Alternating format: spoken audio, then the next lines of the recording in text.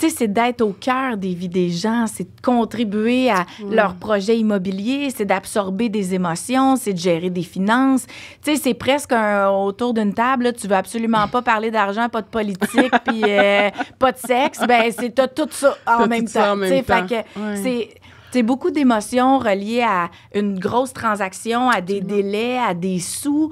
Fait que ça demande un profil d'entrepreneur.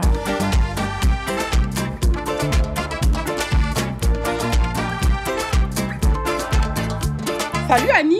Allô? Je suis contente de te voir aujourd'hui. Comme je te disais dans le téléphone, je voulais te voir parce qu'on dirait que tu es dans le même beat que moi, tu es dans le même tempo que moi, puis j'aime beaucoup ça.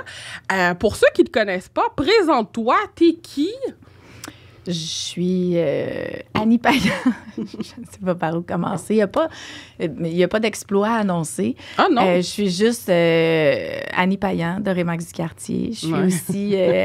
je suis copropriétaire. Je suis directrice du développement des affaires de l'agence. Je suis conseillère municipale aussi de la ville dans laquelle j'habite. C'est beaucoup, Annie. Puis, je suis maman de 2 enfants. Puis, je m'amuse. Puis, t'es beaucoup sur les réseaux sociaux. On voit que tu prends de la place. Oui. Puis, tu sais, entre toi puis moi, là, tu sais, on n'est même pas dans la même agence. Moi, je suis avec Sutton. Toi, t'es avec Remax. C'est pour ça que j'ai mis mon ballon. J'ai vu ça. Et de voir que ce soit des directeurs d'agence ou directrices d'agence ou propriétaires d'agence qui prennent de la place comme ça sur les réseaux sociaux, une personnalité, je te dirais, dynamique, chaleureuse. Moi, à date, j'en ai pas vu à part toi. Ah, ben mon Dieu, merci. Peut-être que ça sera émergent dans les prochaines années ou... Mais je pense aussi, tu sais, je veux pas dire que c'est un don, mais je trouve que tu as une facilité pour... C'est une spontanéité. Exact.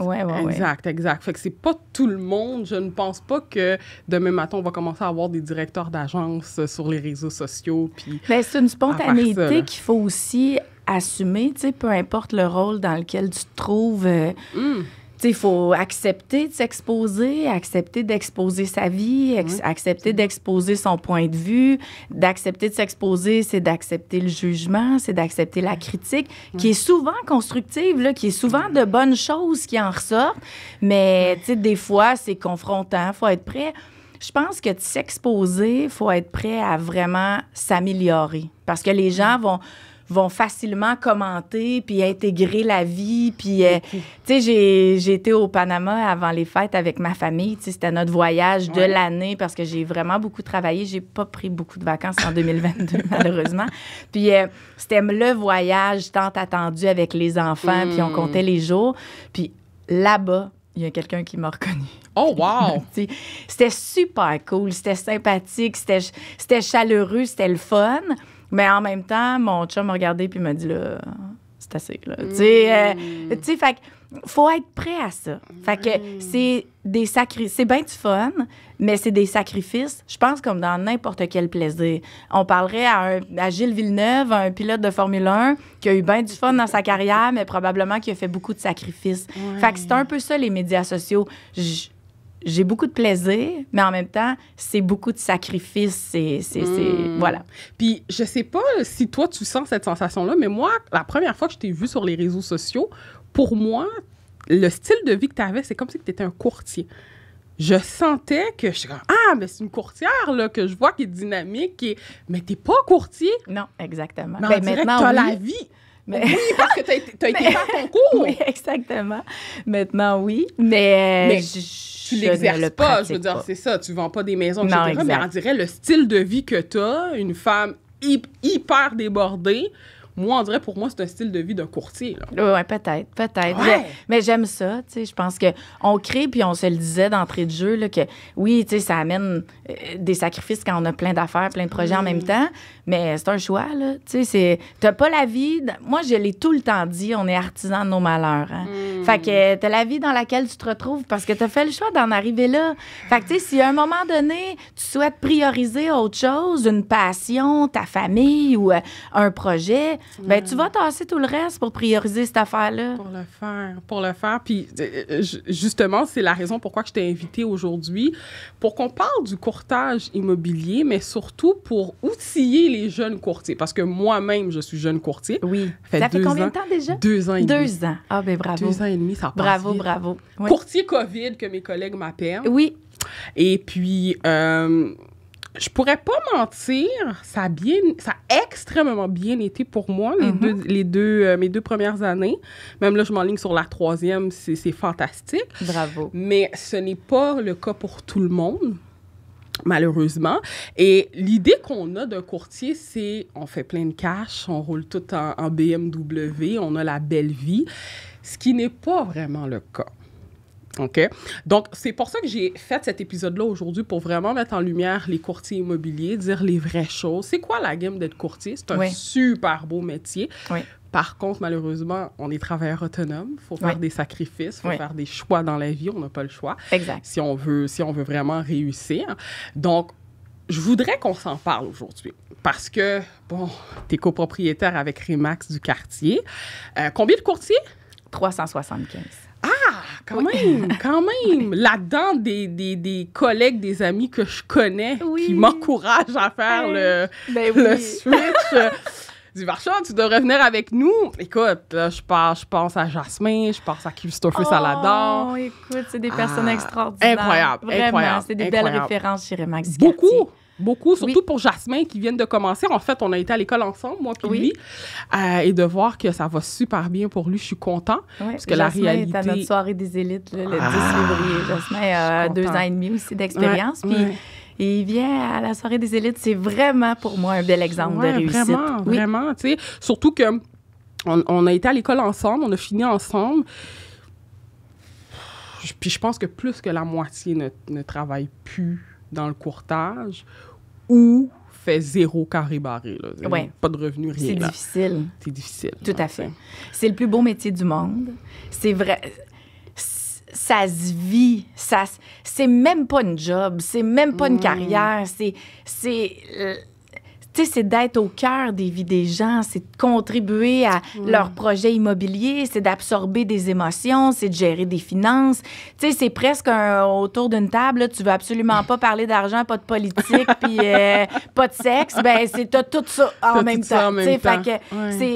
C'est beaucoup d'émotions reliées à une grosse transaction, à des délais, à des sous.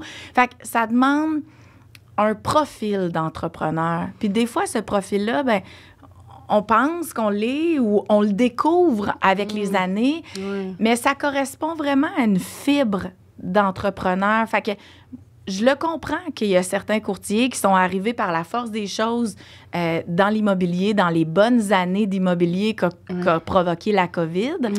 Puis que maintenant, ben, peut-être que la réalité amène que c'était peut-être pas la carrière qu'il avait espérée. C'est dur partir en affaires. C'est tellement tough. Je le dis, moi, à chaque courtier que je rencontre dans mon bureau. Puis ça va être tough. Tu sais quoi? Toute ta carrière. Je rencontre des courtiers là, que l'année passée ont fait des revenus astronomiques. C'est les premiers qui me bookent des rendez-vous en début d'année parce qu'ils me disent tout le temps, Annie, comment je vais faire pour faire le même chiffre d'affaires? C'est vrai. Fait que autant que celui qui commence avec une page blanche qui dit aïe aïe, où j'attaque, tu sais, par où je commence, que le courtier qui est à succès, qu'on doit reproduire un succès de l'année précédente parce que c'est un éternel recommencement. À chaque fois. Je suis toujours pro base de données, suivi avec la clientèle. Il y a vraiment moyen d'être un entrepreneur, courtier immobilier, mais c'est un éternel recommencement. On doit toujours être à la recherche de son prochain client. Puis comme je parlais à une courtière justement hier dans mon bureau qui n'a pas de plaisir ces temps-ci, là, elle trouve le marché vraiment difficile. Elle me dit, moi, Annie, je suis habituée que les gens rentrent dans mon magasin. Puis magasin, figure de style, là, pas nécessairement ça, mais tu sais, elle dit, moi, je suis habituée que les gens qui ont des besoins viennent voir, tu sais, dans une ancienne carrière. L'immobilier, tu vivras jamais ça.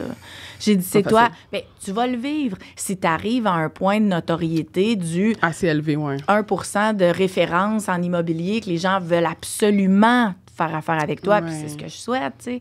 Sauf qu'en même temps, il faut que le courtier développe sa propre clientèle. Bien, surtout dans les débuts. Tu sais, moi, j'ai mangé la claque, Annie. Quand j'ai commencé dans ma tête à moi, j'étais comme, ma famille va faire affaire avec moi, mes amis vont faire affaire avec moi, je vais avoir une belle base. Je connais plein de monde, je parle à tout le monde. Ben oui. Ah, OK, non. C'est pas ça qui s'est exactement. passé. C'est que l'étranger me fait plus confiance que ma famille, parce que, oublie pas, on parle d'argent, je rentre dans sa maison, je connais des choses personnelles. Puis quand tu es très proche des gens, des fois, ils ne sont pas à l'aise avec ça. Mais tu sais qu'il y a une façon de travailler ça. Parce que tu sais, ce que tu constates, là, je le vois toutes les semaines avec des courtiers qui me disent « Annie, j'ai une super base de données, j'arrive d'un autre réseau, j'ai des contacts, j'ai 6000 contacts dans ma base de données, ou j'ai une famille, j'ai des amis. C'est avec eux que je vais attaquer le marché pour commencer. » Il faut convertir ces gens-là avant de pouvoir développer. Moi, si demain matin, ma coiffeuse m'annonce qu'elle devient dentiste, là, tu comprends-tu que ça sera peut-être pas elle que je vais appeler pour me faire arracher une dent? Oui, je comprends. Fait que, tu sais, le parallèle est un peu bizarre, mais ça revient exactement à la même chose. Les gens te voient, tu sais, ma tante Thérèse que tu croises au party de Noël, là, elle te voit comme sa petite nièce qu'elle amenait magasiner une fois par année, puis que, tu sais, de là de confier la vente de sa propriété, c'est de l'éducation, c'est de changer la façon dont les gens te voient. Puis ça, souvent, c'est négligé. Tu penses que ma tante Thérèse va penser à toi, mais pas en tout. Fait que de l'acquisition de clientèle, ça va toujours être une belle façon de démarrer en affaires, d'aller chercher de la nouveauté, mais de la conversion de gens que tu connais, ça commence par là. Fait que si, exemple, tu faisais juste donner tes cartes au party de Noël à toute ta famille, je comprends que ça ait donné rien. Fait que... Puis c'est l'erreur que tout le monde fait, tu sais. Ouais, mais Annie, j'en parle à chaque fois, je donne des cartes à mes mononcles puis mes tantes. Je comprends, mais les gens te font pas... Tu n'as pas gagné la crédibilité de ces gens-là en tant que courtier immobilier. Tu es une bonne personne, tu es cher, puis ils ont confiance en toi. Mais crédibilité, tu es à côté. Puis ça se construit.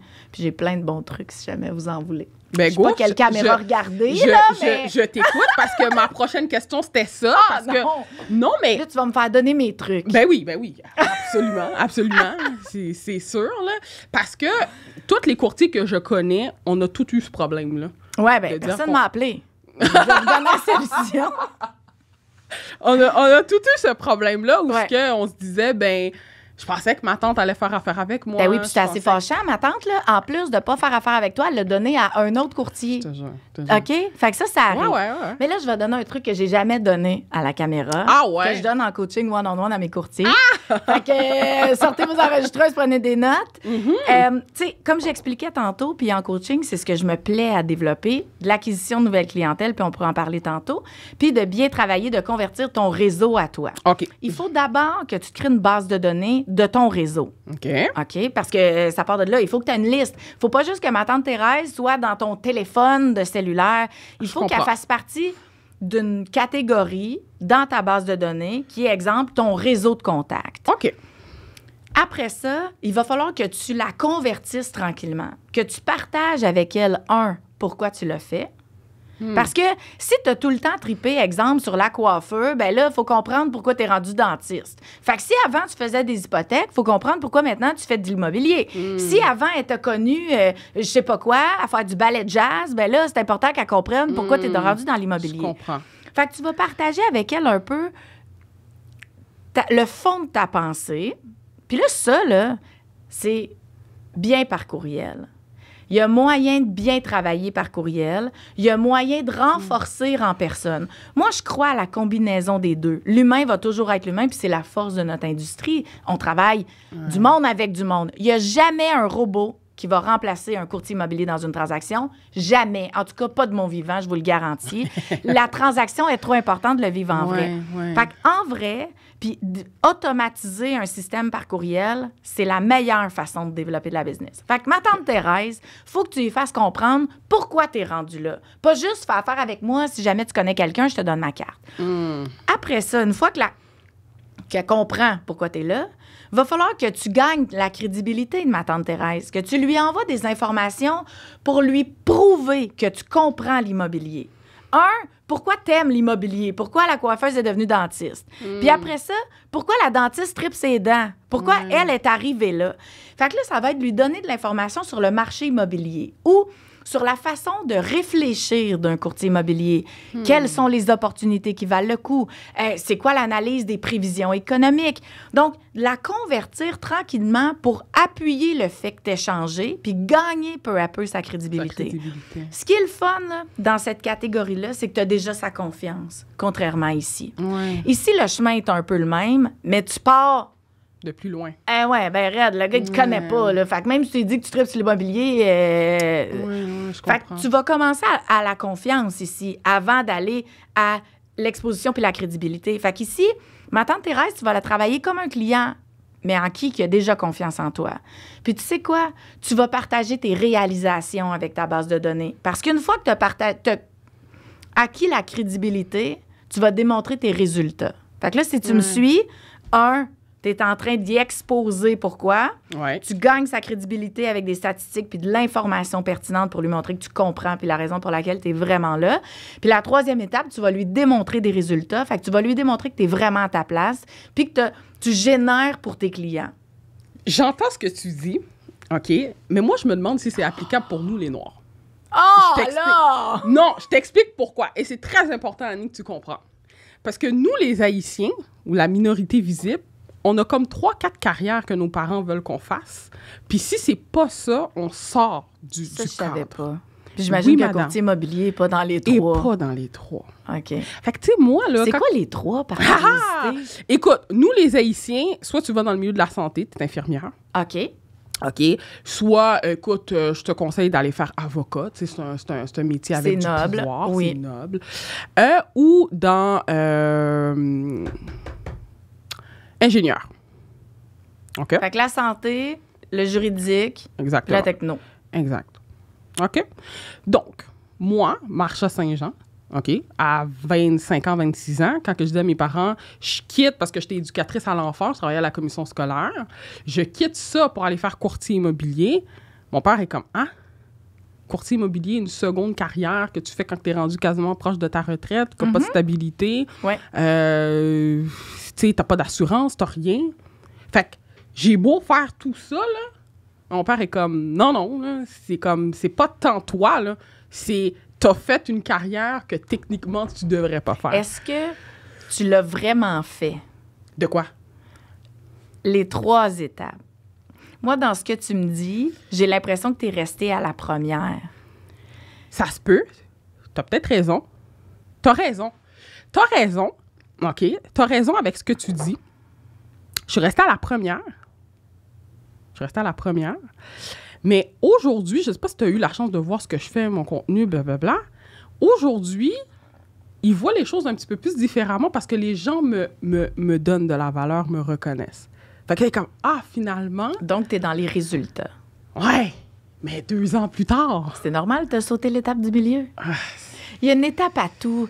Tu sais, être entrepreneur, là, c'est le plus beau métier du monde. Être courtier immobilier, c'est le plus beau métier du monde, mais ça demande énormément de techniques, de...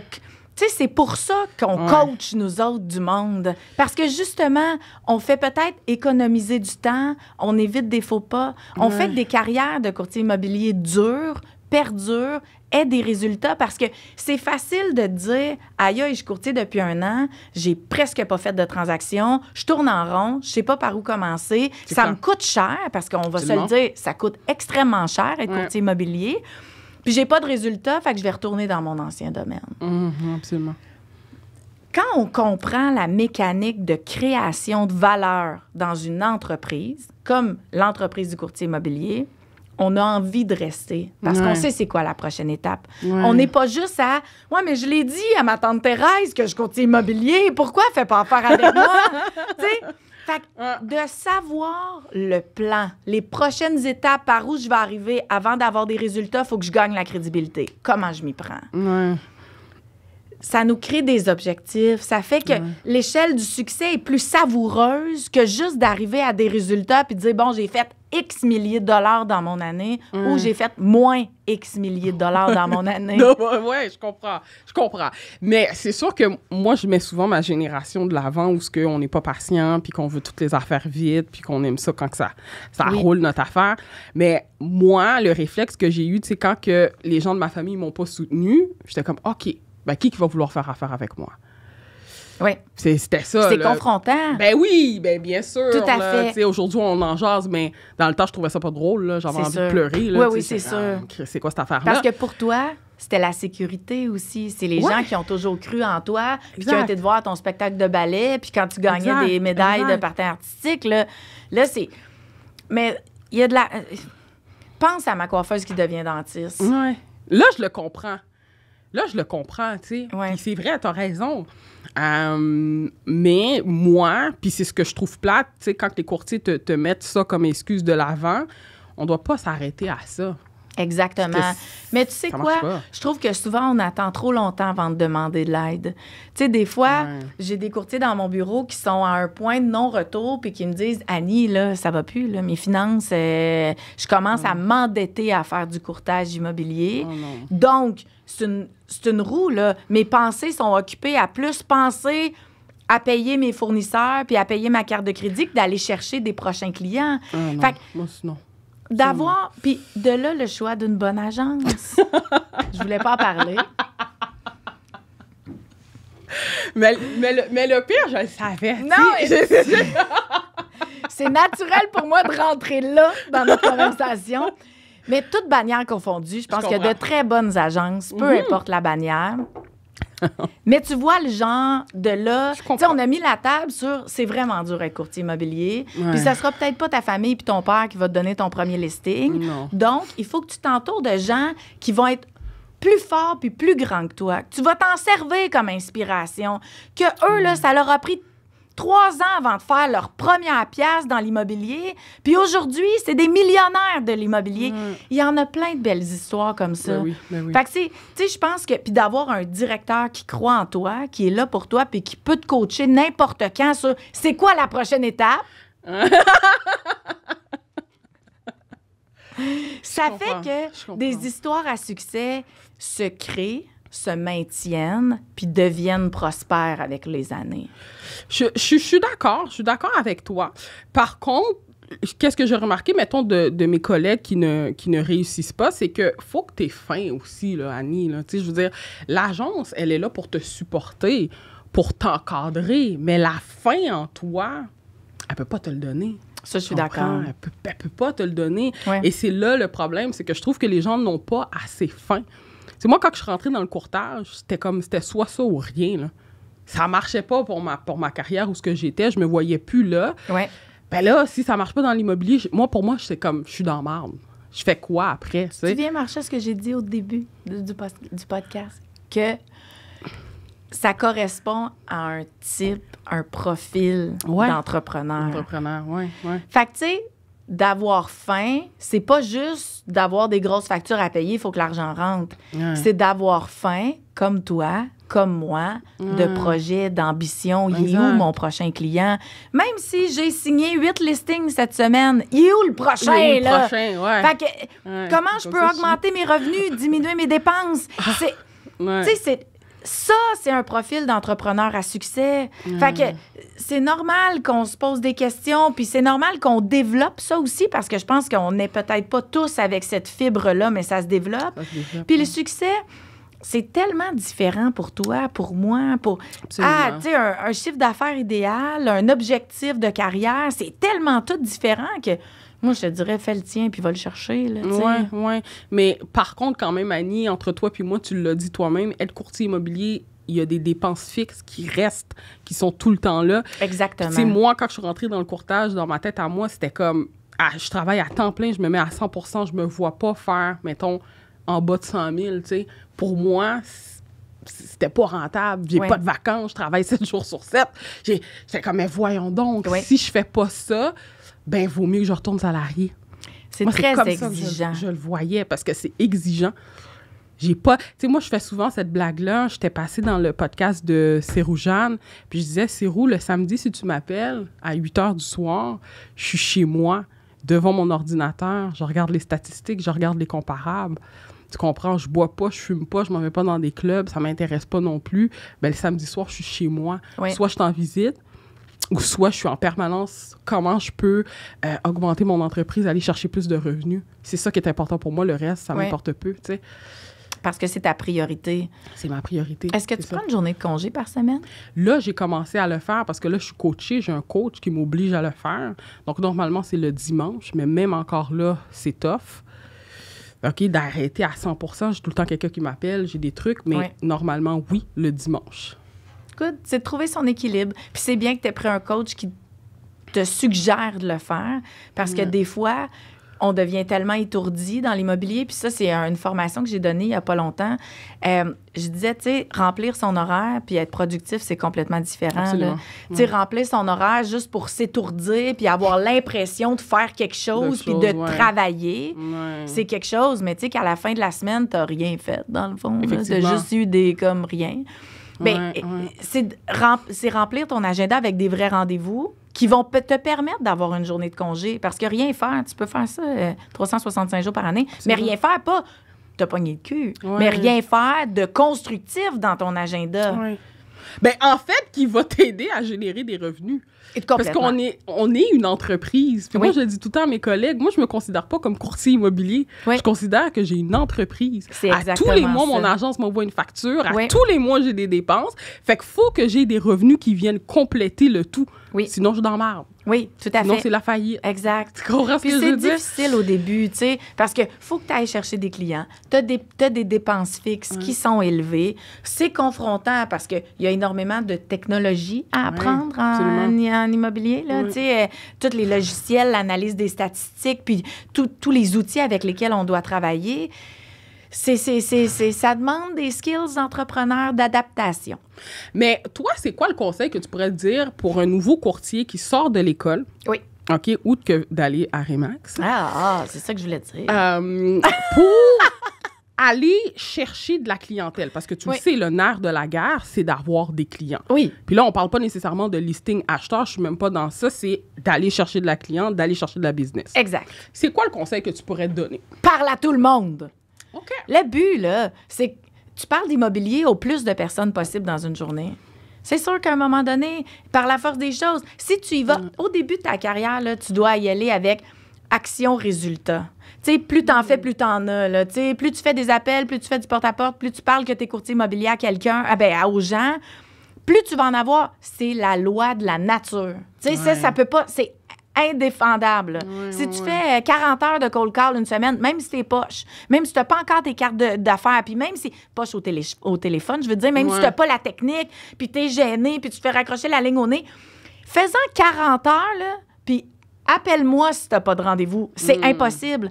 Par la force des choses, c'est la loi de la moyenne. Fait que si tu commences ta carrière en immobilier... L'immobilier, ce qui est intéressant, c'est que ça concerne tout le monde. Tout le monde a de près ou de loin une hypothèque, un chalet, un appartement, un immeuble à revenus, a des projets de retraite en lien avec l'immeuble à revenus. L'immobilier, ça concerne tout le monde. Fait que moi, je me dis, on est dans une industrie extraordinaire. Si tu vendais des perruques, il faudrait que tu parles juste aux chauves. Si tu vendais des dentiers, il faudrait que tu parles juste aux gens qui n'ont pas de dents. L'immobilier, là, tu peux parler de 19 ans à 109 ans. Puis ton bassin est grand. Fait que parle à n'importe qui, n'importe comment, de n'importe où, que ton média soit les médias sociaux, que ton média soit du porte-à-porte, des appels... parle d'immobilier. Fait que moi, si je t'avais assis dans mon bureau, là, jour 1, je te dirais parle à 10 personnes par jour, puis dis-leur que t'es courtier, puis... Tu sais, mais ça, là, ça commence avant. Avant d'aller parler aux gens, il faut que toi, tu sois convaincu que t'es à la bonne place, que tu t'habilles le matin, puis que t'es sharp. Tu sais, moi, c'est pas rare, j'ai toujours mon épinglette. C'est pas rare que je vais me chercher un café, exemple, au Starbucks, là. Puis il y a quelqu'un dans le line-up qui me parle d'immobilier. Je suis à mon entretien de voiture, je donne mes clés. J'ai un ballon Remax comme porte-clés. Mais ça crée des opportunités. Le petit vendeur, il me dit, pas le petit vendeur, mais le petit gars au service, il me dit, Moi et ma blonde, on se magasine un triplex, justement. Je vois que t'es courtier immobilier. Ah, shit. On crée des opportunités à parler à du monde. Mais pour parler à du monde puis que ça marche, faut que toi, tu sois sharp pour que les gens aient envie de te parler de leur projet. Absolument. Fait que ça part de toi, puis après ça, 10 personnes par jour, je pense que c'est suffisant. Je pense aussi d'être sur le terrain. Parce que moi, je me rappelle, là, je suis plus avec cette agence-là, mais quand j'avais commencé, j'étais avec une agence. Puis là, la secrétaire, elle me dit, je vais te montrer comment que ça marche les systèmes, comment rentrer les documents. Puis j'étais comme, what? Je suis pas là pour ça, là. Moi, je vais être sur le terrain, je vais aller voir des clients. T'as-tu un courtier à me mettre avec pour que j'aille ouvrir des portes? Ça m'intéresse pas, là, ta paperasse. Là. Ta paperasse, je la ferai après, là. Puis même 2 ans plus tard, je suis encore j'ai une grosse lacune par rapport à la paperasse parce que j'ai jamais voulu, je vais dire, perdre mon temps. Mais pour moi, c'était pas le plus important. C'est un volet important de notre travail. C'était comme aller chercher la clientèle. C'est ça que je voulais, oui. Tu sais. Il y a 2 choses dans ce que tu me dis. La première, c'est de ne jamais négliger nos dossiers. Parce que on est régi par... Je le sais. Exactement. Donc, je dis pas que tu le fais pas du tout, mais je dis juste oui, que je le fais. Ça fait partie d'une grosse charge de travail. Ça, parenthèse, mais c'est mon petit côté control freak. Là où je voulais aller, c'est que un nouveau courtier qui arrive dans l'industrie, aussi ne jamais négliger les autres courtiers de ton agence. Ouais. Tu sais, on est souvent porté à aller chercher notre prochain client, 100% d'accord, mais peut-être que tu peux aussi te mettre chum avec tous les courtiers de ton bureau. Ouais. Tu sais, chez Remax du quartier, là, on est 375. Moi, commencer demain matin comme courtier, là, je passe la liste au complet puis je les appelle tous. Puis je leur envoie tous un courriel pour juste me présenter. Hey, moi, je commence, j'ai plein de temps. Écoute, si tu as trop de clients, il y a de quoi que tu veux pas faire, je vais te faire ta gerde si ça te fait suer. je veux juste... Apprendre. Souvent, là, apprendre, oui, mais le rebond d'un client qu'à un moment donné, tu vas être en vacances, puis moi, je t'ai donné un coup de main, je t'ai rentré une coupe de dossiers. Toi, t'es pas au Québec.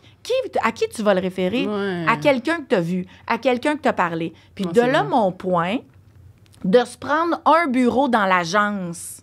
Ça, là, c'est un no-brainer. Tu sais, être agent d'immeuble, tout seul chez vous, dans ton 4,5, puis de travailler sur la table du salon, j'y crois pas vraiment. Ah non?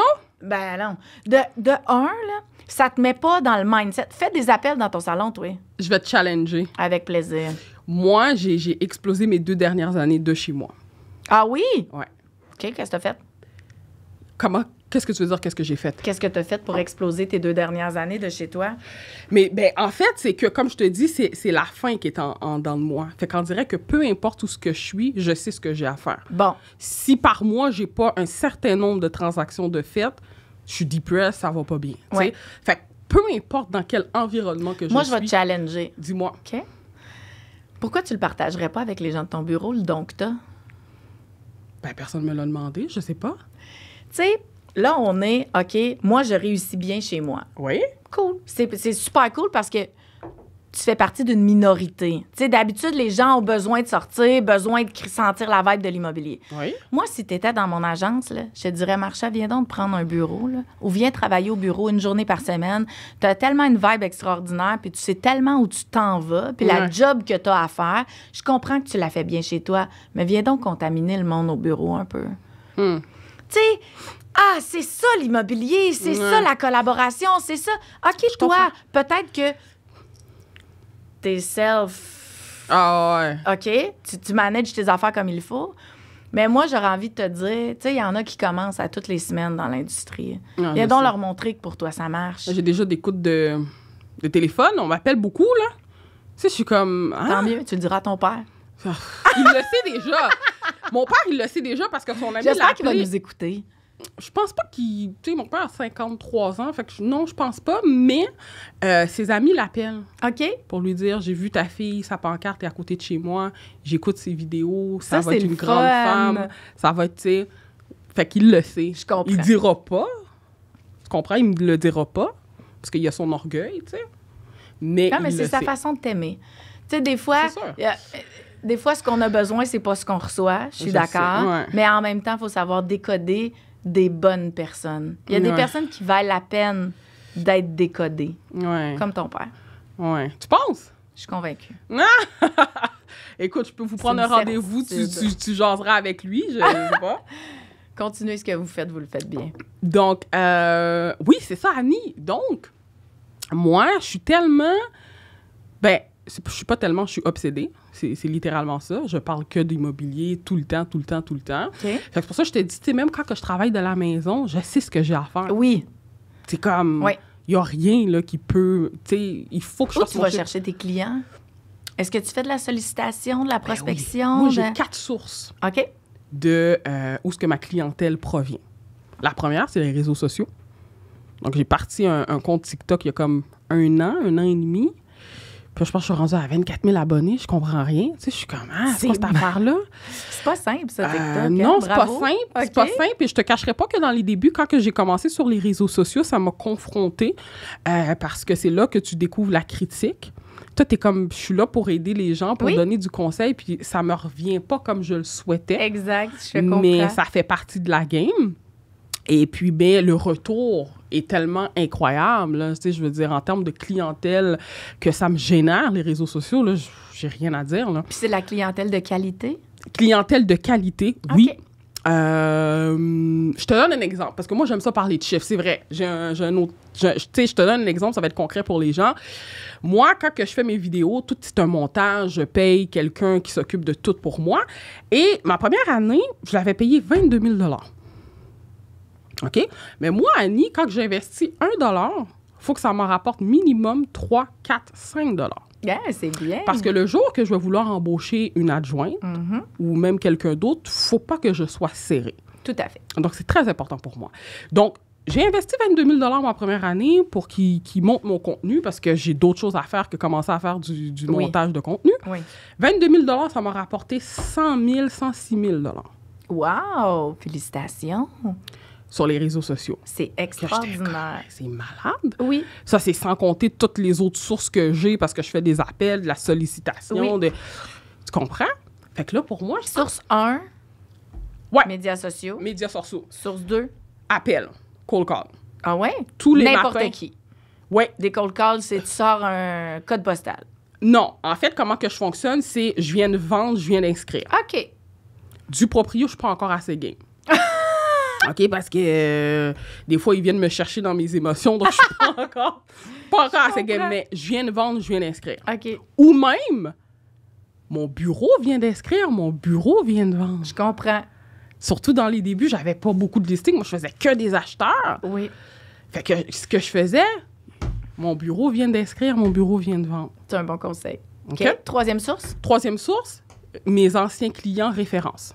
Oh, donc, je les envoie des courriels, je les envoie des messages, je les souhaite un joyeux anniversaire pour me relancer. Et là, je vois déjà les gens qui me réfèrent. T'as un bon plan de suivi. Ouais, d'autres clients. Et ma quatrième source, c'est mon secteur ferme. J'ai commencé à aller dans des commerces où ce que je mets ma face dans des restaurants, dans des épiceries. Ah, j'adore ça. Ouais. Oui. Puis est-ce que tu fais du mailing dans ta ferme? Est-ce que tu envoies des trucs par la poste? J'en fais, mais pas trop parce que je ne veux pas que ça vienne gruger mon budget. OK. Parce que ça, c'est un autre problème que j'ai, Annie, là. Je travaille fort pour mes sous, là. Tu sais, j'ai pas envie de mettre 50 % de mon chiffre d'affaires dans de la publicité, là. Je suis d'accord. OK? Fait que moi, là, mon budget, il est calculé sur du 35 % maximum.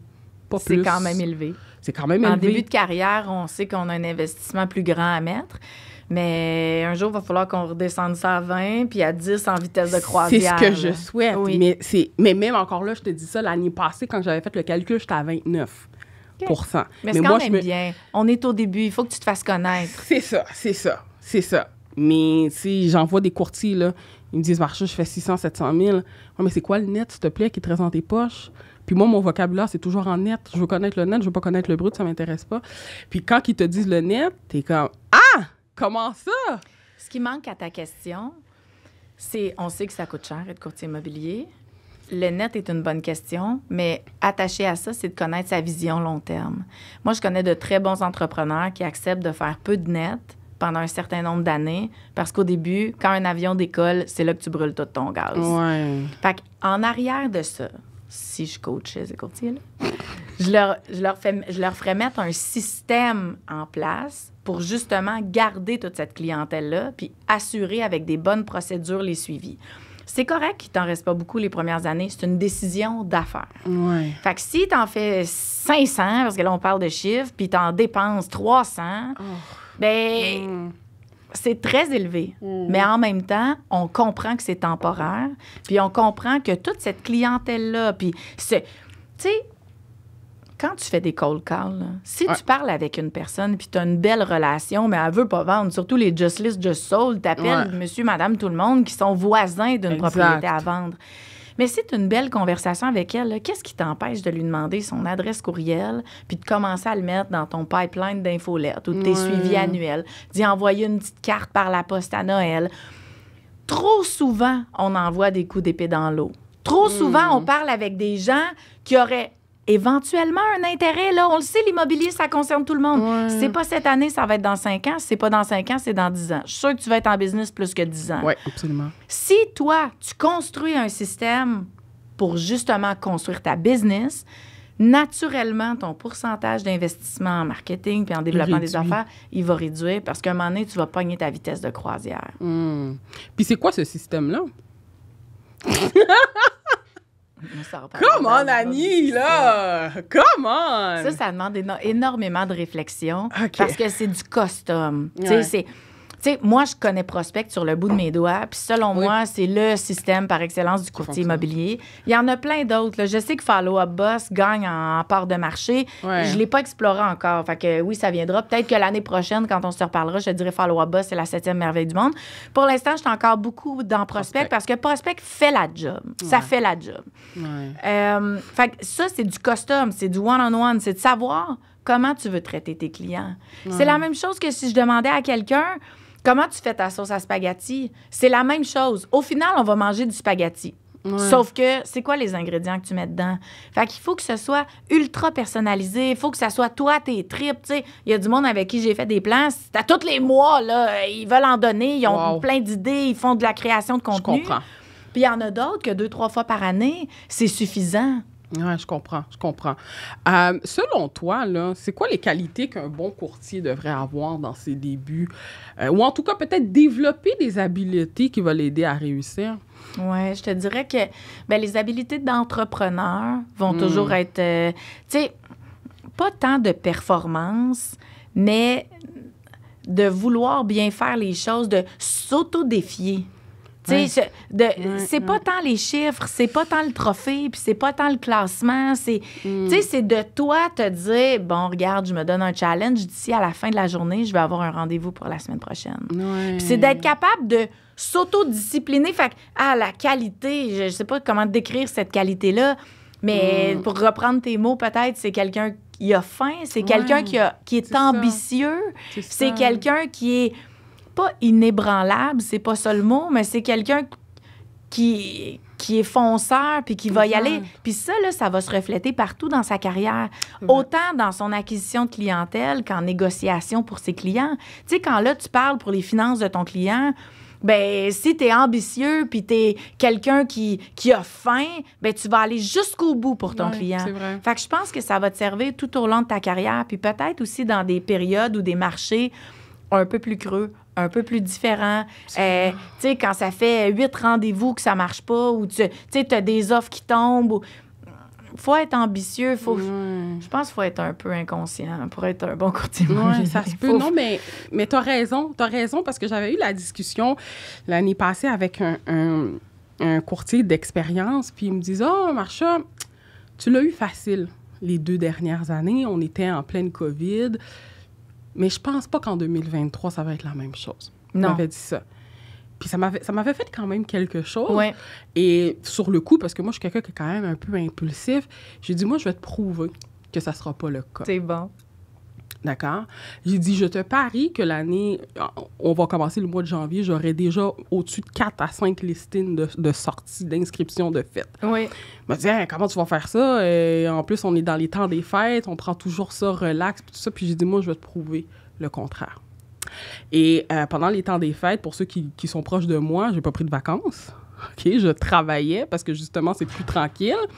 Et Annie, janvier est rentré, je suis rentrée avec 6 inscriptions pour le mois de janvier. Puis comment tu as fait pour aller chercher tes inscriptions? Si on veut donner des trucs. Il n'y a pas de problème. Moi, Annie, comment que je fonctionne? Mon année ne commence pas en janvier. Mon année commence en octobre 2022. Octobre, novembre, décembre. Donc, tout ce que je fais, c'est en fonction qu'en janvier, février, je puisse mettre du pain sur la table. Oui, j'adore ça. Parce que les courtiers, c'est toujours à la dernière minute. L'année a commencé, c'est là qu'ils sont comme, OK, comment que mon année va commencer? Là, je fais quoi? C'est quoi mes objectifs? Mais l'année a déjà commencé. Exact. C'est comme si que ton mois de janvier, février, tu l'as perdu. Puis là, si tu niaises, mars, ça s'enligne là-dedans comme ça aussi. C'est très bon. Mais moi, ça commence en octobre. Je pars en vacances en septembre, fin septembre. Je reviens en octobre. Puis mon année 2023, il a commencé en octobre. C'est excellent. C'est une bonne stratégie. Puis c'est un bon conseil. C'est pour ça que quand il m'a dit ça, ben moi, je le savais. Oui. Je le savais parce que je fais des suivis. Il y a des gens qui me disent, écoute, marche pas maintenant, mais ça va être dans les temps des fêtes. Fait que je le sais, là. Il faut que ça s'en vienne, là, tu comprends? De là, mon conseil tantôt, de parler à des gens à tous les jours. Ouais. Parce que c'est très rare l'occasion que quelqu'un va te dire, aujourd'hui, là, ben, ça donne bien, on venait d'en parler, moi puis ma femme, puis on est disponible ce soir, viens nous rencontrer. En tout cas, moi, ça ne m'est jamais arrivé. Ben, en tout cas, si jamais ça t'arrive, appelle-moi. Parce que, fait que, à tous les jours, ce que tu fais pas aujourd'hui, puis souvenez-vous de ça, ce que tu fais pas aujourd'hui, là, tu vas en payer le prix dans 3 mois. Ce que tu fais pas aujourd'hui, les appels ou la prospection, ou, je sais qu'il y a des courtiers qui n'aiment pas ça faire des appels, mais il y a 1000 autres façons de faire de la prospection. Ce que tu fais pas aujourd'hui, tu vas en payer le prix tantôt. Oui. Puis en parlant de prospection, c'est quoi les sortes de prospection qui existent? Là, j'en ai parlé un peu de mon côté, ce que je fais, mais est-ce que toi, t'en connais d'autres? Moi, je pense que la prospection, c'est un écosystème de choses qui doivent se parler. OK. Parce que je vais travailler un client tellement bien. Tu sais, mettons le meilleur exemple que je peux te donner, j'aime mieux avoir une base de données de 300 contacts super clean, super propre, dans lesquels j'ai toute l'information puis je suis capable de bien se maintenir que 5000 likes sur mon compte Facebook. Là. Je comprends. C'est exactement la même chose. Je comprends. OK? Fait que la façon de prospecter, selon moi, c'est de bien travailler le même client de plusieurs façons. Je prône beaucoup la ferme, mais je comprends que dans les premières années, c'est difficile de construire une ferme. Fait qu'en tout cas, on va en arriver là. Prospection téléphonique. Puis là, il y a plusieurs styles. Là. On peut parler à des du proprio, des ventes par propriétaire, des expirés, des just list, just sold. Tu peux prendre un code postal puis appeler tout ton village. Tu peux... L'important, c'est de parler à des gens. OK? Fait que le téléphone, c'est un médium qui fonctionne. Après ça, ben le porte-à-porte, tu peux faire ton just list, just sold aussi en porte-à-porte. Fait que ça, tu peux aller marcher une rue. Moi, je pense aussi que bien travailler ton réseau, comme je l'ai expliqué tantôt, c'est une bonne source de prospection. Les commerçants, t'en as parlé tantôt. Tu sais, c'est gratte ton dos, puis je vais te gratter. Je gratte le tien. Je gratte le tien, exactement. Je me suis pas risquée en anglais, hein, fait que tu me vois aller. Tu sais, fait que les commerçants, ton réseau de partenaires, ça, c'est de la forme de prospection. Tu sais, d'avoir des bons inspecteurs, pas juste je te soigne un dossier, je te demande un service. Non, à un moment donné, c'est moi qui va t'en rendre un. D'avoir un bon réseau de partenaires, un bon réseau de commerçants. Je l'ai dit tantôt aussi, un autre style de prospection avec les courtiers de ton agence, avec les courtiers qui travaillent dans ton territoire. Écoute, on n'est jamais mieux en meilleure position que d'avoir un bon lien d'affaires avec soit nos compétiteurs, collaborateurs, appelle ça comme tu veux. Après ça, style de prospection, médias sociaux, qui peut être excellent. Facebook, Instagram. Je sais que LinkedIn amène une autre genre de clientèle. TikTok fonctionne. Fait que réseaux sociaux, il y a moyen de le faire. Il y a aussi des compagnies qui envoient des leads. Ah, ça, j'aime pas ça. Ben oui, mais ça existe. Tu m'as demandé de te faire une liste. Là. Fait que tout le monde prend des notes. Fait que moi, ça fait partie des leads qui peuvent arriver. D'accord. Mais tu sais quoi? Une source de prospection, là, c'est toi tout le temps.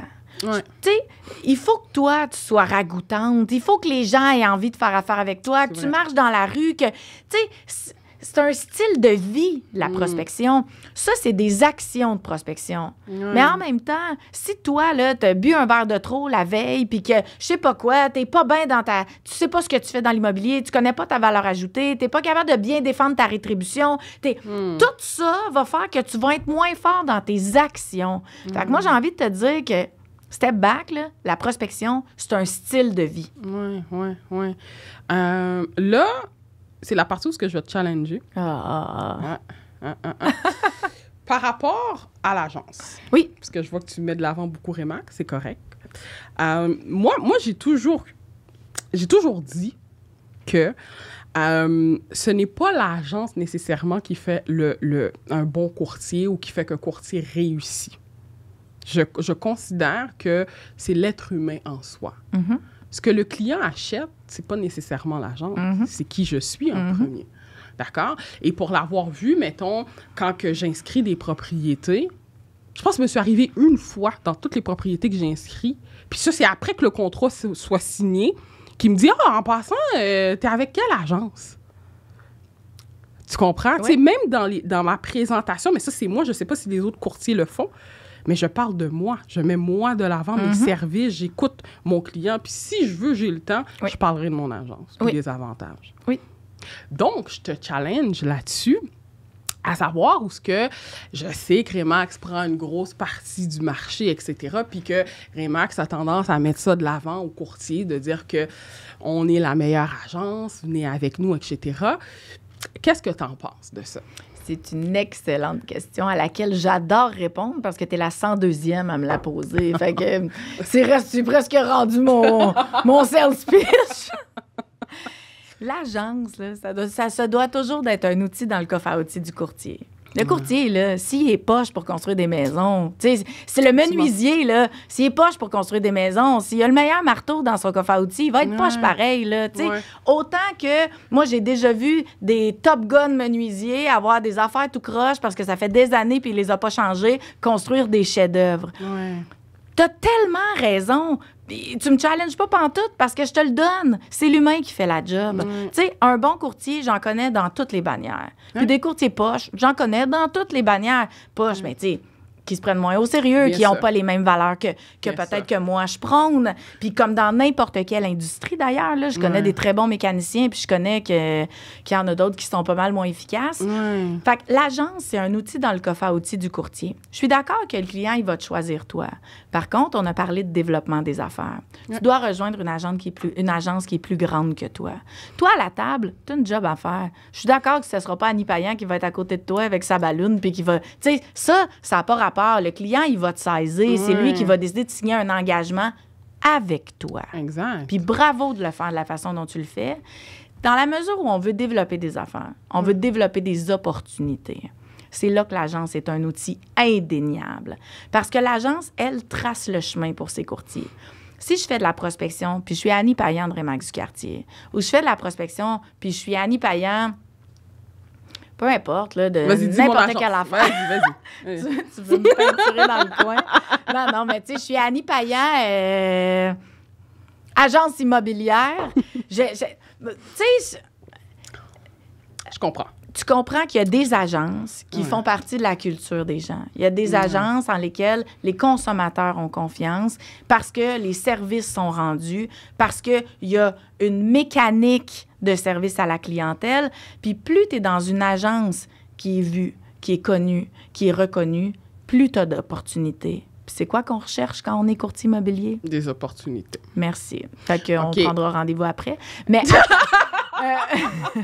mais attaché à ça, j'ai aussi envie de rajouter que souvent, des agences qui sont grandes, qui sont importantes, mais offrent aussi un service pour les clients, pour les consommateurs, des protections pour accompagner, pour assurer que la transaction se mène à bon port. Le courtier immobilier, lui, a accès à des systèmes que son agence lui fournit, que sa bannière lui fournit. Fait que oui, pour la visibilité puis le développement des affaires, c'est un outil extraordinaire dans le coffre à outils du courtier.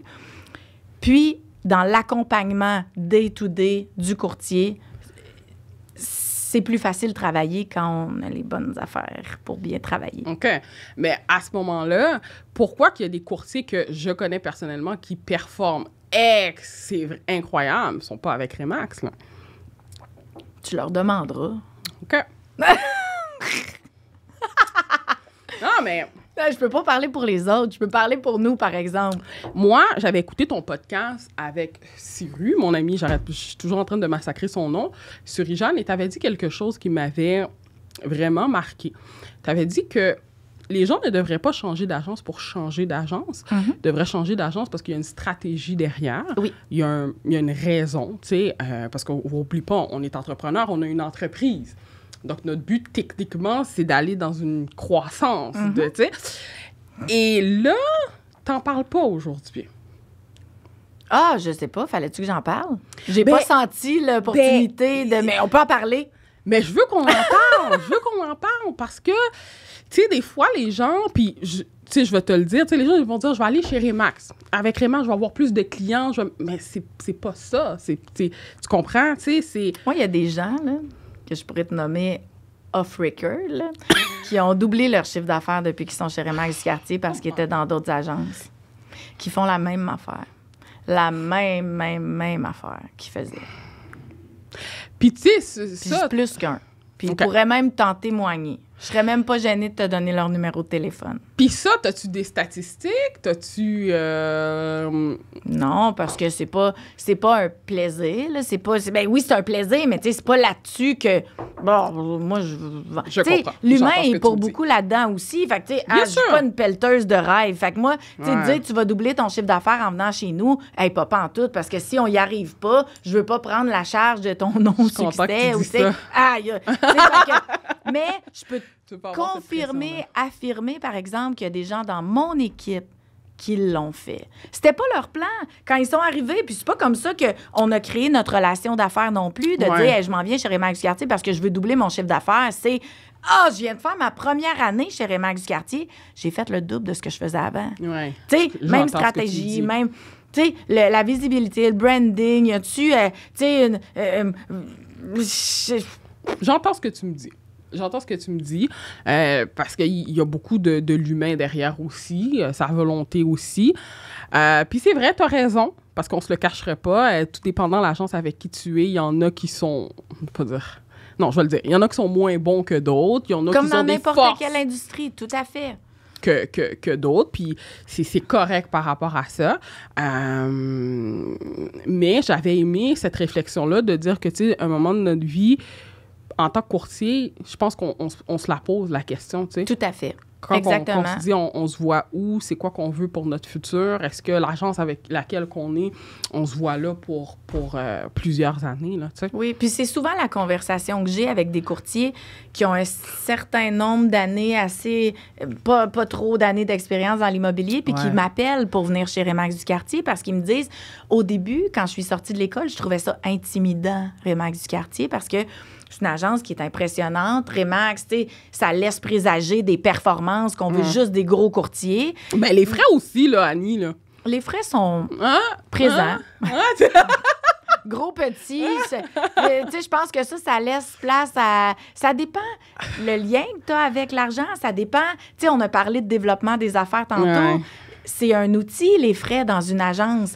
Plus tu as de frais, plus tu as de services. Moi, je connais... Tu sais, des courtiers qui en font un modèle d'affaires, là, les frères Remax, là. Tu sais, chez nous, on a des avocats, on a, tu sais, des formations, on a 6 bureaux, on a, tu sais, une stratégie de formation, de coaching, on fait des ateliers de cold call, on fait du développement des affaires, on fait de la réponse aux objections, on fait des role-play. Tu sais, un moment donné, ça, là, ça a une extrême valeur.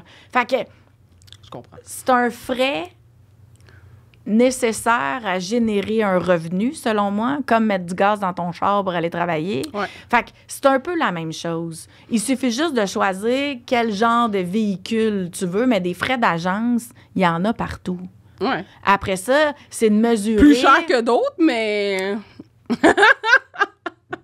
Exactement. Comme le prix des voitures. Il y en a pour tous les goûts. T'as raison. Là, tu vas voir, c'est le point A au point B. Si toi, par exemple, tu juges que tu vas avoir plus de fun dans ta ride avec un certain style de voiture, ben Remax est assurément le meilleur véhicule pour les courtiers qui, comme toi, après 2 ans et demi d'immobilier, sont peut-être rendus à un pas plus loin sans changer toute la recette. Ça peut faire toute la différence. Tu sais, c'est comme passer, je parle de golf, parce que j'en ai parlé dans mon podcast avec Siri-Jeanne, mais tu sais, avoir des bâtons de golf pour monsieur, madame, tout le monde, puis avoir des bâtons de golf de compétition. Ouais. Tu sais, à un moment donné, c'est le même bâton de golf, mais peut-être que l'angle va faire toute la différence. Mais là, Annie, tu vas me mettre dans le marbre. Okay? Comment ça? Parce que mon directeur d'agence, je pense qu'il écoute mes podcasts. Tu sais, mais bon. C'est une autre affaire. Mais... Non, elle met tellement pas. Puis je respecte tellement, parce que chacun a son modèle d'affaires. Bien sûr. Puis chacun a sa couleur, chacun a sa saveur, puis c'est bien correct. Puis moi, je pense que la compétition, c'est sain. Puis c'est le fun. S'il n'y en avait pas, là, on n'aurait rien à vendre, puis on n'aurait rien... Puis il y a autant d'agences qui correspondent à autant de styles de courtier. Absolument. Puis c'est super correct, là. Absolument. Tu sais, c'est... Non, mais non, pas du tout. Je fais juste exprès pour voir ton degré de stress quand je te challenge comme ça avec des petites piques, mais j'entends ce que tu me dis, puis, tu sais, je veux dire, moi, j'ai des amis là, qui sont chez Remax, que j'adore, on se parle à tous les jours. Jasmin, je l'adore, ce gars-là. Oui, là, fait que pour moi, ça change rien. Là, pour moi, c'est des collègues, on est en collaboration et je favorise beaucoup ça, tu sais. Puis, fait que pour moi, ça change rien, mais... Je me suis posé la question que beaucoup se posent d'ailleurs, tu sais. Oui. Parce que faire le choix d'une agence, c'est gros quand même. Oui. Parce que ça fait partie de notre modèle d'affaires, de notre entreprise. Puis quand j'en reviens à ce que je te dis, on a une entreprise. Moi, je considère que j'ai une entreprise. Tout à fait. J'ai des dépenses, j'ai des, tu sais. Puis ton agence fait partie de ton entreprise. Absolument. Tu sais, je pense que la pire erreur qu'un courtier peut faire, c'est de choisir une agence parce qu'il connaît quelqu'un dans l'agence. Parce qu'il y a un ami, parce qu'il connaît le directeur ou parce qu'il connaît un courtier ou il connaît la réceptionniste. Une agence, là, c'est comme choisir un chum. Là. C'est pas juste parce que c'est le meilleur ami de ton frère que c'est le gars qui va finir ta vie avec toi. T'sais. Fait qu'une agence, il faut que ça soit décortiqué. C'est quoi les valeurs de l'agence? C'est quoi la mission de l'agence? C'est quoi la vision long terme? Tu sais qu'une question qui m'est jamais posée, moi, quand je passe des courtiers en entrevue, c'est Remax du quartier, ça s'en va où? Dans 5 ans, là, mettons. Là, tu sais, tu choisis une marque pour longtemps, parce que le but, c'est pas de changer d'agence, puis je suis tellement forte là-dessus. Changer pour changer, ça donne rien. Changer parce que tu es rendu à cette étape-là, parce que tu veux atteindre un autre niveau, parce que tes skills d'entrepreneur t'amènent là. Aïe, aïe, on va se rencontrer avec plaisir. Mais c'est ça. Est-ce que ça t'est déjà arrivé de refuser des courtiers? Ça m'est arrivé. Ah ouais? Oui, j'ai... gentiment, mais... Ça m'est arrivé de dire ouais. Mais ça, c'est rare, ça, parce que moi, j'avais toujours dans la conception que les directeurs d'agence acceptent tout le monde. Ça doit m'arriver 5-6 fois par année. Quand même? Oui. Quand même? Tu sais, de dire à des courtiers, je vais te faire un cadeau. Je vais te dire que Remax du quartier, c'est pas la bonne agence pour toi. T'auras pas de plaisir à être avec nous. Puis même, là, je fais la passe sur la palette à d'autres agences puis d'autres bannières. Arrête! C'est arrivé souvent que j'ai texté d'autres bannières puis de leur dire « Aïe, je viens de rencontrer quelqu'un, là. Il n'y a pas de fit avec Remax du quartier, mais ça fitterait avec toi, ta vision. » Puis je dis pas que cette personne-là est mauvaise, mais pas pantoute, là. C'est des courtiers qui ont du succès aujourd'hui. Mais tu sais, on recherche pas les mêmes affaires, puis je suis convaincue que tu aurais un bon fit avec elle. Mais là, tu me jettes à terre. Parce que moi, dans ma conception des choses, comment je voyais les directeurs d'agence, ils acceptent tout le monde. Parce que vous, on veut pas. Puis après ça, c'est un ménage naturel, quoi. Les plus forts restent. Mais dans le sens que, tu sais, on est quand même une source de revenus pour les agences. On se le cacherait pas, on paye des frais. Fait que moi, dans ma conception des jours, un directeur d'agence ne va pas te refuser. Tu viens le voir, tu veux travailler, OK, let's go. Il va te prendre. Tu sais, c'est une équipe, hein, puis je sais pas, en tout cas, moi, je vais parler pour notre agence, mais nous, les valeurs chez Remax du quartier sont vraiment fortes, puis on veut pas contaminer notre noyau, tu sais, les gens sont là pour collaborer, pour faire avancer l'immobilier. Moi, n'importe qui se promène dans les corridors chez Remax du quartier peut cogner dans n'importe quelle porte puis demander un conseil, faire un co-listing avec un courtier ou tu Tu sais, chez nous, c'est comme ça que ça se passe. Il y a énormément d'échanges, énormément de collaborations. C'est pas rare là, que j'ai des courtiers qui partent puis ils vont faire des appels dans un closing puis que tout ce qu'on fait ensemble, ben on le prend ensemble puis ça ne travaille pas en équipe. Jusque là, on fait l'action ensemble puis... Fait que je voudrais pas contaminer ça parce que c'est ce qu'on a de précieux. C'est ce qu'on a de plus précieux. Tu sais, Remax du Quartier, c'est une agence immobilière, mais c'est des courtiers qui font qu'on est une agence. Une agence vide, c'est rien. Fait que moi, ma mission, puis ce que j'ai de plus précieux, c'est de prendre soin de mes courtiers immobiliers.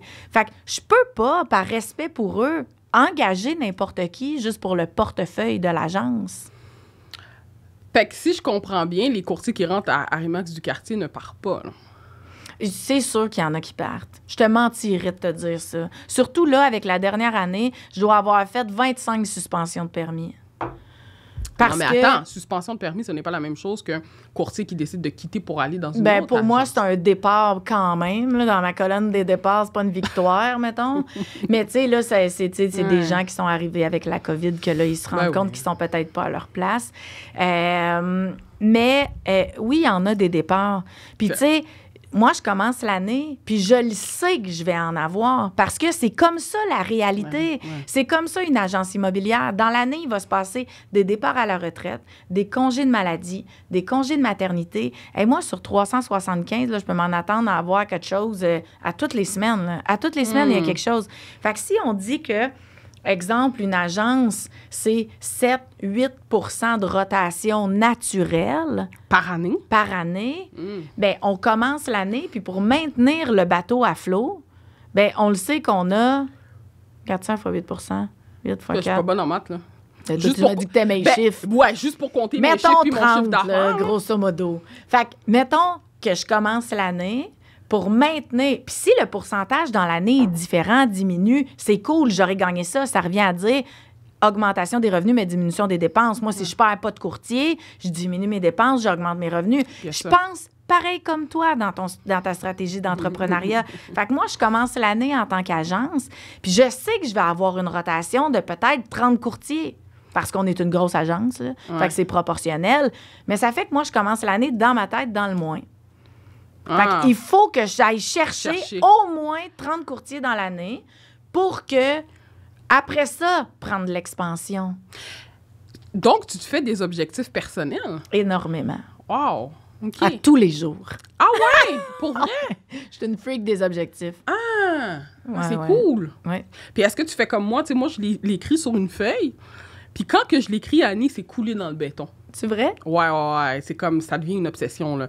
C'est comme hier soir, j'ai fait une nuit blanche. OK. Parce que j'ai développé un petit problème depuis que je suis devenue entrepreneur à mon compte. C'est que quand j'ai une idée ou j'ai mes inspirations, c'est toujours la nuit que ça arrive. OK. Et si je me réveille pas pour l'écrire sur mon cellulaire, puis je ne pourrais pas dormir. Je comprends. Avec cette idée-là qui marche dans ma tête, là. Fait que là, moi, j'étais comme, je suis fatiguée, passe. Mais ça passe pas. Parce que j'ai pas fait ce move-là de me lever, ouvrir la lumière, écrire ce que j'avais à écrire, puis de dire à mon cerveau merci, puis d'aller me coucher. Ouais. Fait que j'ai fait toute la nuit blanche à ne pas dormir. J'espère que tu te souviens de ton idée. J'espère qu'elle valait la peine. Non, mais j'ai fini par le faire à 4 h du matin parce que quand j'ai vu que ça me persistait, fait que là, je me suis levée, tac, j'ai écrit ce que j'avais à faire. Puis à 4h30, je me suis endormie. Mais c'est une obsession, là. C'est écrit, là, pour moi, c'est comme... Je peux pas l'effacer, là. C'est trop tard. Pourtant, ça s'efface entre toi et moi, là. Mais c'est une belle qualité, mais en même temps, il faut pas que ça devienne un défaut. Je sais. Mais je pense, honnêtement, au-delà de dire que les courtiers COVID, on l'a eu facile parce que je ne trouve pas qu'on l'a eu facile. Non, pas du tout. Je pense que c'est ça qui m'a aidé à atteindre mes objectifs. C'est ça qui m'a aidé à faire des beaux chiffres d'affaires. Puis la deuxième année, c'est une belle réussite. Parce que les premières années, puis même les suivantes, là, on parle beaucoup du nouveau courtier, mais le courtier d'expérience a d'autres défis aussi. Là, c'est la gestion du personnel qui commence à rentrer. Là. Tu vas le voir. Peut-être que là, ça va bien. Non, ça commence, mais à un moment donné, il va falloir que tu intègres une assistante ou quelqu'un pour te donner un coup de main. Fait que là, on passe à de la gestion de ressources humaines. C'est difficile d'être une lionne puis de bien gérer du personnel. ça se développe bien, mais en même temps, c'est comme être une rouge puis être une jaune en même temps, ou en tout cas, moi, je connais le rouge parce que je sais que je suis une rouge, mais tu sais, la gestion des ressources humaines, c'est une autre affaire. Puis après ça, c'est de la gestion des budgets, puis après ça, tu sais, fait que c'est excellent une deuxième année que tu aies réalisé ça. En même temps, ce qui va être encore plus excellent, si tu es capable de le maintenir dans le temps. Exact. Je pense que c'est le défi de tous les courtiers, en fait. Puisque, comme tu le disais, l'année, on la recommence à zéro. Exact. Et c'est la raison pourquoi que moi, mon année, il ne commence pas en janvier 2023, il commence en octobre 2022. Justement pour pallier à ça, tu sais. Fait que j'ai comme des rétributions qui sont garanties, qui sont en processus. Exact. Puis là, quand le courtier me fait chier, ben, je suis capable de lui dire dans sa face que non, l'année 2023, ça va bien aller. Tu sais, ça devrait, là, tu sais. Oui, exact, parce que tu l'as planifié. Exactement, parce que je l'ai planifié, parce que je l'ai écrit sur ma feuille, puis c'est comme, je peux plus biffer, là. Je peux pas modifier ça, là. Exact. C'est coulé dans le béton. Annie, je finis tout le temps mon podcast en demandant à mes invités, parce que je suis courtier immobilier. De danser? Non. Non. Si tu veux, tu peux, mais je demande pas ça. Je demande toujours à mes invités, est-ce que tu investis en immobilier ou est-ce que tu es propriétaire de quelque chose? C'est une très bonne question. Ouais. J'ai investi en immobilier. J'ai eu du locatif. J'ai fait des flips. Oh, wow! Oui, mais cool. là, pour l'instant, j'ai investi dans Remax du quartier. c'est pas mal là que... Parce que c'est vrai, tu as été rendu copropriétaire. Exactement, tout à fait. OK, mais parle-moi de ça. Je sais pas si tu as le droit de parler de ça à un courtier comme moi, mais comment que ça marche quand tu décides de devenir copropriétaire d'une agence comme ça? C'est comme c'est comme avoir un coup de foudre avec quelqu'un, là, ça s'explique comme pas. Tu sais, il faut que tu trouves, il faut que le timing soit là, il faut que le fit de valeur soit là. Pour vrai, ça arrive vraiment pas souvent. Tu sais, il faut que les astres soient alignés. Je comprends. Puis le budget aussi, le portefeuille aussi, parce que là, c'est comme t'achètes des parts. Tu comprends? Comme de l'immobilier. C'est un investissement. OK.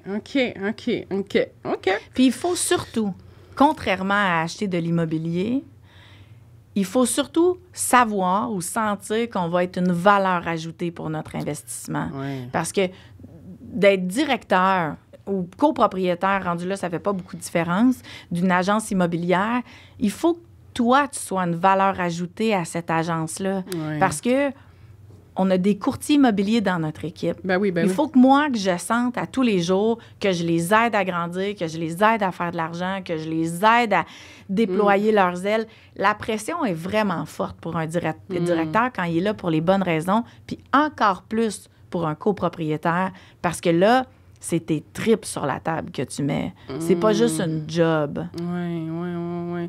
Mais je pense qu'on le sent, là. Tu sais, je veux dire, moi-même qui ne fais pas partie de Remax, je te l'ai dit, moi, c'est comme ça que je t'ai vu sur les réseaux sociaux. J'étais comme, c'est qui cette femme-là? Tu sais, ça m'a intriguée.